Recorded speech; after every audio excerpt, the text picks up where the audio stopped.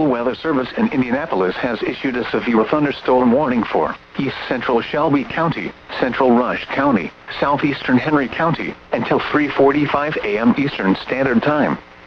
At 3:06 a.m. Eastern Standard Time, severe thunderstorms were located along a line extending from near New Castle to near Rushville to near Franklin, moving east at 55 miles per hour. Expected hazards include 60 miles per hour wind gusts. This is a radar-indicated threat. The following impacts are expected. Expect damage to roofs, siding, and trees. Severe thunderstorms will be near New Castle, Rushville, Merlin, Louisville, Strawn, Dunreath, Mays, Manila, and Arlington around 3:10 a.m. Eastern Standard Time. Glenwood around 3:20 a.m. Eastern Standard Time. This includes Interstate 70 between mile markers 122 and 133. For your protection, move to an interior room on the lowest floor of a building.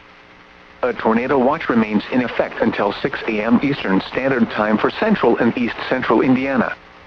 Repeating, a severe thunderstorm warning has been issued until 3:45 a.m. Eastern Standard Time for the following counties in Indiana: Henry, Rush, and Shelby.